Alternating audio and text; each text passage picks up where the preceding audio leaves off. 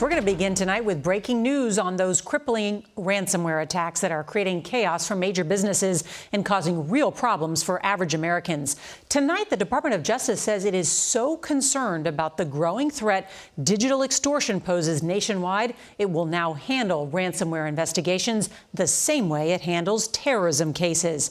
After a spate of attacks on everything from the world's largest meat processing company to the Colonial oil pipeline, the White House is now warning all companies to take immediate steps to increase security, saying any business could be targeted by foreign cyber criminals.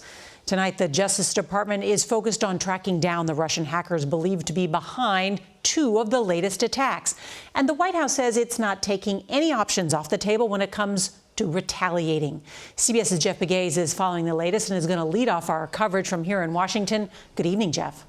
Norah, today the Justice Department making it clear that it will use all the tools it has to counter this growing threat. In an internal call to arms, the Justice Department's second-in-command pressing investigators to step up efforts to track down and prosecute the criminal gangs carrying out these attacks.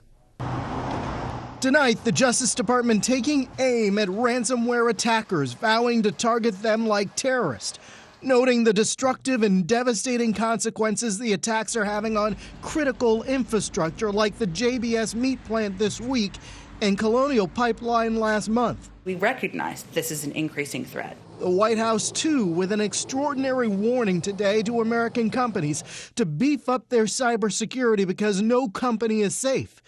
President Biden will take up the recent attacks with Vladimir Putin during their summit in a few weeks. Both dark side and our evil criminal hacking groups responsible for the two latest and biggest hacks are likely based in Russia. Experts say Putin can no longer be allowed to provide cover for these groups. We need to put additional measures in place to make them blink and be able to exert a little bit more control over what's happening within their territory. U.S. consumers already facing high meat prices at the grocery store could see that continue in the short term because of the JBS hack. Right now, there is no federal requirement that meat processors have cybersecurity protections in place, something members of Congress want addressed. We have to be ready and have a strategy, not only on behalf of the government, the federal government, but also on behalf of the private sector.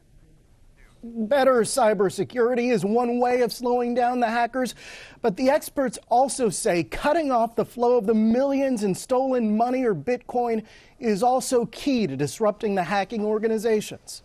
Norah. Jeff Pegues, thank you.